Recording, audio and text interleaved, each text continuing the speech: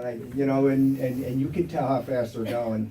And I really would appreciate it if you all could find a way to get the Ramapo Police Department to spend some more time down there. And especially from the hours of, say, 2 to 5 is when most of this is happening.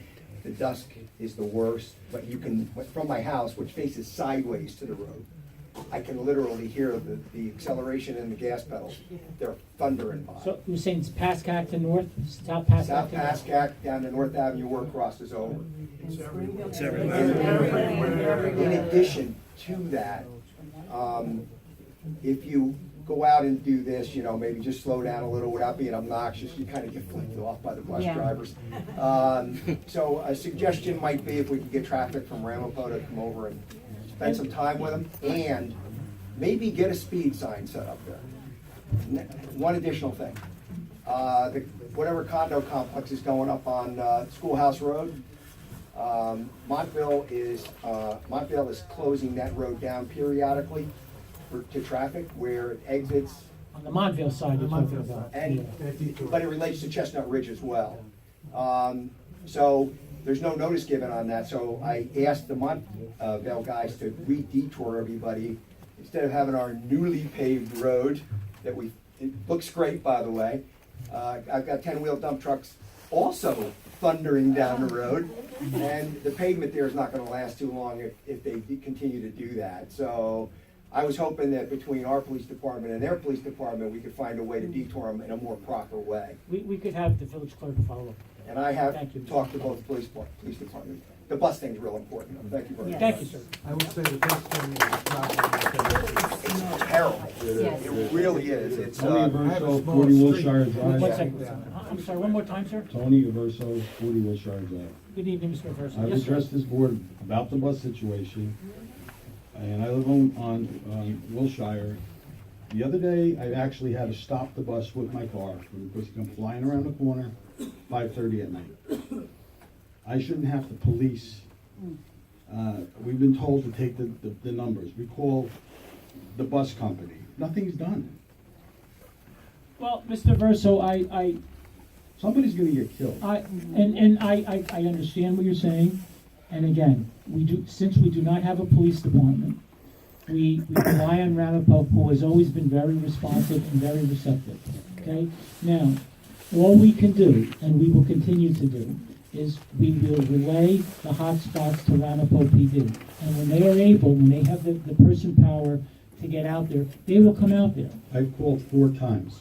They did come out, we made reports, and the buses are still flying around. And what we've done is, and what we will do again is, we will send out the letter again that we had advised East Ramapo School District, because technically they are supposed to be overseeing all of the other school buses in the district, to remind them that they need to remind their bus companies that they need to follow the traffic laws. We sent this out, I believe it was maybe a year or so ago. It's time to send out Maybe another they should one. come to a meeting and listen to the people instead of a letter. Well, yeah, there are some police here. Well, no, they're doing their job. It's the bus companies. Mr. Mayor, and there's children on these buses. Yeah, it's I just- children. I understand. They're hanging on. They're going sideways around the corner. Sir, I'm commuting on those same streets, I understand. And it may be the next meeting, we should get a little bigger venue so we can have some more people there. Thank you for your comment. They're all over there. That's the only ones that are going at 5:30. This is probably a good time to pitch a new village hall. Al Sherman, 8 Pine Knoll Court, Village. Good evening, Mr. Sherwood. Do you have the names of Driving the bus around companies? even this evening, Can't I read some of noticed them. that there They're are Yiddish. considerable Some number are, of some are. streetlights Chestnut Ridge is that too. are out. Was that- Coming It's across Chestnut Ridge. Summit, there was 2 down at the bottom. Oh, okay. And, I'll do the same thing. If you turn around, look through your little window right there, you've got one right here at the corner of your parking lot for the village. Actually, it was just replacing. No, it's out tonight. We just spent $1,700 replacing lights. But, okay, we'll check it out. I hope the check cleared. There may be some- But there are quite a few. I mean, in the fall, one of my grandsons plays baseball at Children's Park. His team leases the ball field at night, and Michelle, whatever her name is, said that the lights outside of the parking lot are the village's responsibility. So even on Grotke, there were a number, you make a turn over onto Pascack. Somebody needs to check at night that, Well, Mr. Sherman, I do not doubt that there are streetlights that are out, and we need residents to let us know that the streetlight in front of their house with the number is out. Now, believe it or not, there are some residents who actually, they don't particularly mind that the light in front of their house is actually out, for whatever reason. So, if there are streetlights that are out, all I can tell you is please call Village Hall with the poll number, and we will get it fixed. There's no issue, we will fix it. because when I go to pay my bill at O&R, a number of times I've taken a picture of the pole, given it with the number, and given it to them, and they're still out. Well, I'm a little surprised on because O&R is very responsive, but. It's a little dangerous. No problem, okay, thank you. Anyone else? My car's in the Mr. parking Sandak? lot. Yes. It's straight. Name, address, and record. It should be more one. Mike Sandak, 18 Blue Jay Street. Just to piggyback on this gentleman's comment about the trees, I have a daughter who lives in Dobbs Ferry. Dobbs Ferry is an old established town. You cannot take a limb off a tree unless you get permission. And for the board to be at opposite ends doesn't make any sense to me. Let's look at the beautification of the neighborhood. Let's keep the trees. They're building a new house on 4 Hawk Street. They literally and figuratively cut down every damn tree. Every tree. Now you tell me to plant trees. I'm not gonna live for another 100 years for the trees to grow up to covers them. Thank you, Mr. Sandak. One other point. Who does the building inspector report to? Ultimately to the village board, and me ultimately. And is he? Yes. That's Let somewhat me surprising. let me backtrack that. Maybe I was a little quick when I said that. The position of the building inspector is really supposed to be, I'll say, fairly independent from any pressures, outside pressures from the governing body and boards. The building inspector is supposed to be fairly independent, okay? Now, ultimately, he reports, I'll say, to me, because obviously we sign the checks. Thank you. And so, as far as accountability in that is concerned, yes, he is accountable to the board. He's accountable to me as mayor. I'm supposed to be basically the everyday guy that's here. So, in that regard, yes, he does report to me, but he's supposed to be independent. I cannot say, Mr. Building Inspector, approve this, deny that.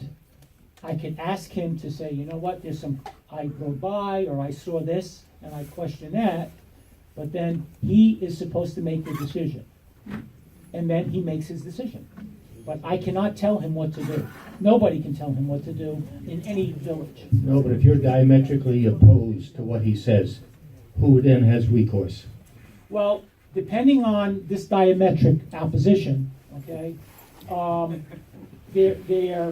there are options as far as if let's say he goes and he approves something. We as a board, by law, can challenge his decision before the zoning board and challenge his interpretation. That's permitted by law. So would be the option if there was such a diametric opposition where he said, no, this is green, and we're saying, no, it is white, then that's what we are empowered to do.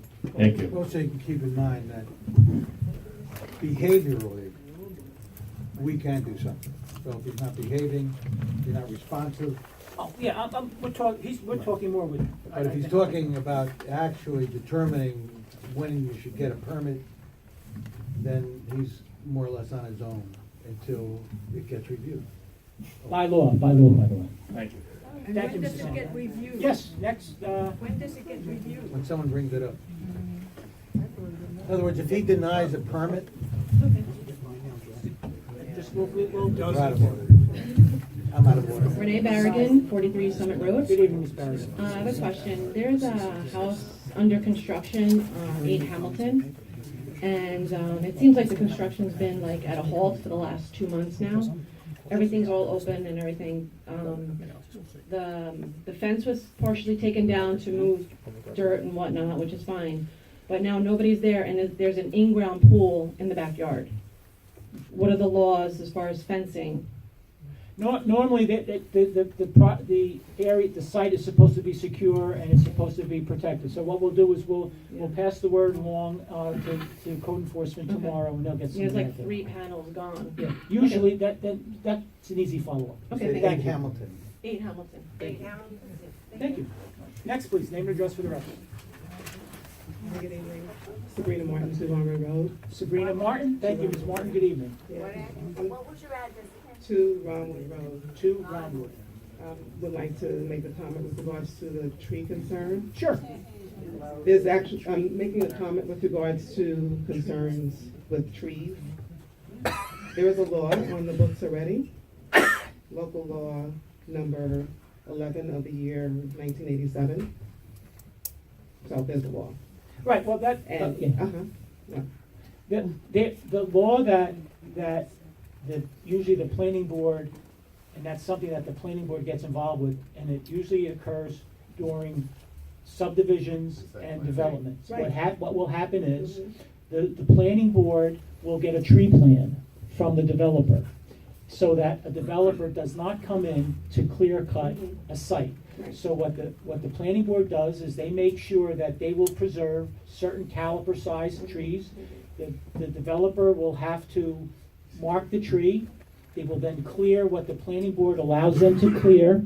However, before any final approvals are then given with regard to the site, C of Os, and permitting, the tree plan must match the site.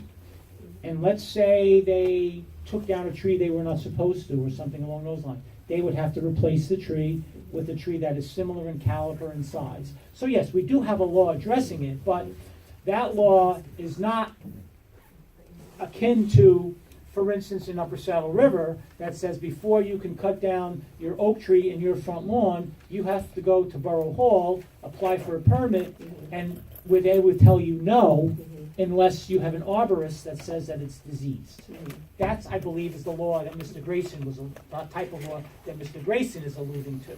But we do have a village law that restricts clear cutting as far as developers are concerned. However, the dichotomy becomes, once you now move into your home, and let's say you didn't like the fact that the builder left that tree right by your patio.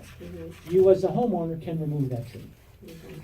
So there in the law, Oh, yes. here it says, the Board of Trustees of the Village of Chestnut Ridge hereby finds that, I'm sorry, I'm reading the wrong section.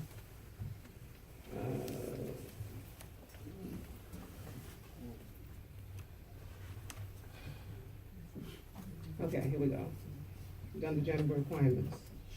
A permit from the planning board may be required for any operation under this law, which is, this, we're talking about just excavation, things like that, disrupting soil, trees, Right. things like that. And I don't know if I need to read the whole thing, but it says, under this law, which is hereby defined as any landfilling, excavation, regarding removal, stripping, or disturbance of topsoil, earth, sand, gravel, rock, or pond, or the removal of trees, 12 inches in diameter, breast height or greater, which are more than 100 feet from an existing one-family residence. Okay, so basically, you're not allowed to do all, you need a permit to do that. The context that you're reading is during development and during soil movement. That's not your run-of-the-mill property owner who has now purchased their home and wants to trim the trees on their property. No, that's not what it says All right, here. well, all right, That's not- this we'll is- look this at is- it, I'll look this at it is again. talking but about you that's- can't cut down a tree. Okay. So if you, We'll look at you as it. a homeowner, if the tree is more than 100 feet from your home, less than 100 feet from your home, you cannot cut it down without a permit. No, More than 100. more than, I, More than I'm not- 100 feet. Well, more or less, but it's more than 100 feet, and it's 12 inches at breast height. We need a permit, but even then, as Everett told me, you know, 1 or 2 trees, he's not gonna go after. It's really intended for mass cutting, that's all. Thank you. Excuse me, well, let's just keep one meeting, but I appreciate, thank you, Mr. Lieberson. Well, And it says here, if it's more than 100 feet, you need a permit. Basically, the purpose of this is, I think, no, so in other words, if you have a tree that's close to your home, and you're concerned about it falling on your home, you don't need a permit to cut it down. That's correct. If it's more than 100 feet, meaning that it's not in danger of falling on your home, you need a permit to cut it down, right? So nearby where I'm at, about 12 trees were cut down that wasn't within 100 feet. we'll look into it. So, Thank you. We'll look into so I it. think that's what he's saying though. So there's a law, we don't need to, think about it, the law is there. Thank you. Actually, very Mr. quick. Grayson, you kind of cut in front of something. For some ungodly reason, I actually have this. Basically, I have what you're the saying, land clearing law and tree law in says my is that folder. Oh, well, I have to find it, you sent it to me. If I knew. to create a parking lot. Thank you, Mr. Grayson. And that's what happened by DeSalvo. We've addressed the question and we will continue to look into it. Thank you, sir. I'm Joe Celeste, 46 Spring Hill Terrace. Mr. Mayor, I wanted to know what is your position and plan to support the New York State Department of State, DOS's new cease and desist order for the village of Chestnut Ridge. I was very happy to hear that we have been, I think we're one of 3 cities, or towns, villages, Correct. excuse me, in the state of New York that have been granted a cease and desist zone order. Yes. And quite frankly, I mean, my house appeared in the 6 o'clock news, seriously, with someone knocking on my door wanting to see if I wanted to sell my house. I mean, I'm sure many of the residents in this village are tired of getting these crazy bill stuffers and flyers, basically telling us to sell our homes. I mean, it's just all tied to blockbusting. And I just want to know what is your plan to educate the public, because I read the article. It says that we have until April 16th to write to the DOS. But I want to know, what is your plan to support this new order, and how are you planning to educate the village? Well, first of all, the State Department has not let us know what the procedure is going to be when they implement this. My presumption in reading the law that has been made available to me is that the state is going to be the enforcement authority for this. So obviously the village will be cooperating as any village would, as far as once the state decides on the exact procedure for the implementation, whether it be having forms available on the website. The state has not told us how they plan on implementing this yet. They are at a stage right now where they are entertaining comments for the next 60 days. And then what will happen is, again, they'll look at the comments, they may tweak the law, they may keep it the way it is. The anticipation is that the law will be in effect July the 1st. And then we will support it just like we would support any other law. Okay.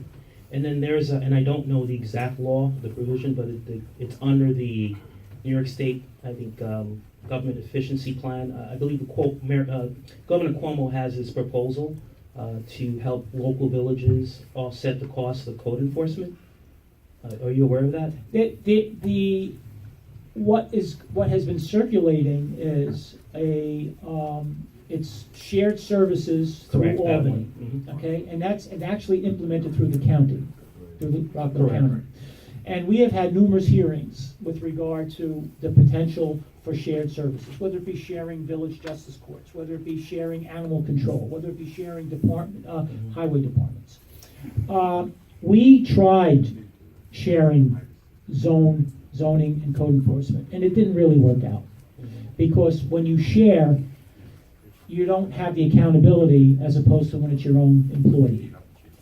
So sharing of code enforcement for the village of Chestnut Ridge, I don't believe would be something that we would really want to stand behind. Because I want to have my own person to be able to direct, and I want to have my own person to be available to me, not only have them 10 hours a week or 15 hours a week. We went through that already, Okay. and it didn't work. Well, I think there is a provision, maybe I need to read it, but if I understand correctly, there is a provision being floated in there that gives the village of Chestnut Ridge the opportunity to go to Rockland County and ask for financial support. In other words, to hire another code enforcement officer, building inspector. Because if I understand correctly, the last time, it was about a year ago before we hired our building inspector, that it was a challenge for our village to come up with the money for a full-time enforcer. No, it's not, the county is not giving us $1. The county is facilitating the group, or to coordinate the sharing of services. But Okay. theoretically, what happened is, if we shared our building inspector with Airmont, Montebello, and it's gonna save Airmont, Montebello, and Chestnut Ridge, I'll pick a number, $30,000 in salary.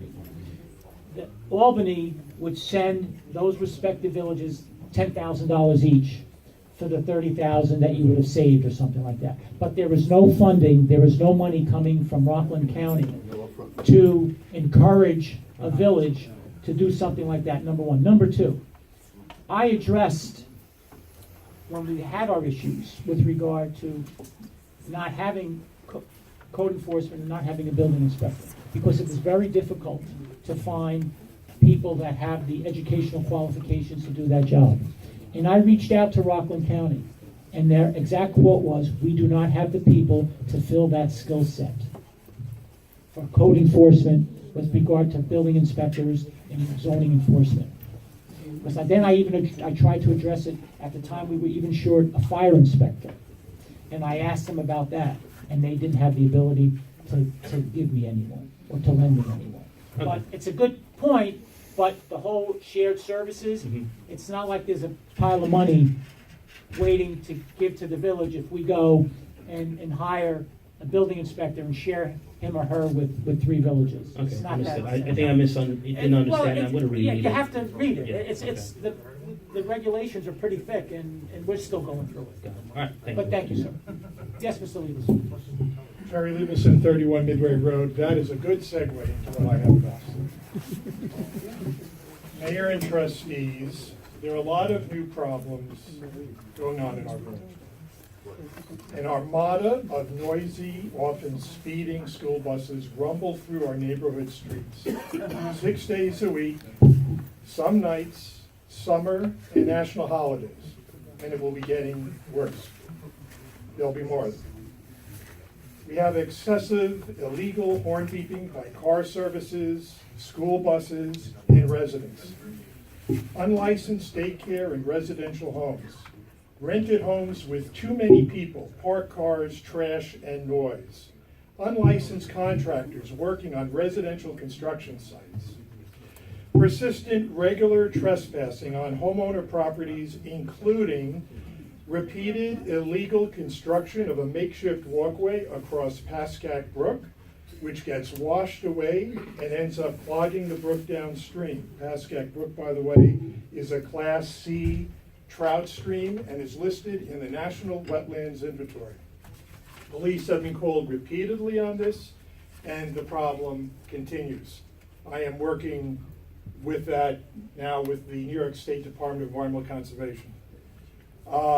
Now, I bring all this up, believe it or not, none of these things, all of these things are outside of the village to deal with, believe it or not.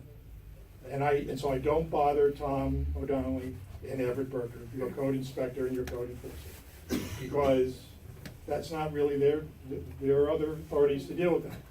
I appreciate that recognition. Yes, and they are overworked. But when it comes to cardboard boxes piled high in front of a garage in my neighborhood for over 4 weeks, and after I have submitted a handwritten and hand-delivered code enforcement complaint form, one for each week, may I submit these for the record? Sure.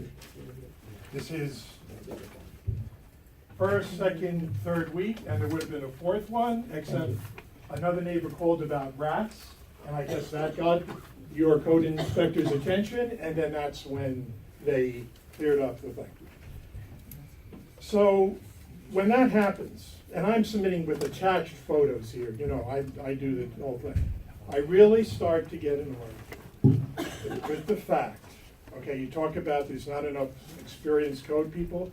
I get annoyed with the fact, and many other people do, that you have only 2 overworked, part-time people for code enforcement and code inspection. And that's not the worst of it. In the future, in next monthly meetings, I will go over with you all the details of illegal construction going on without permits, all over the place. Okay, now, I'm gonna end with that just to say, Did you report those to the? yes, I did, twice. And I would have had made a gesture, I would give, so, yes. In fact, yes, I have with one, and in fact, now I've foiled because to be sure that there was no, I'm checking to see that there, in fact, there was no building permit where it looks like an entire structure was built. Okay?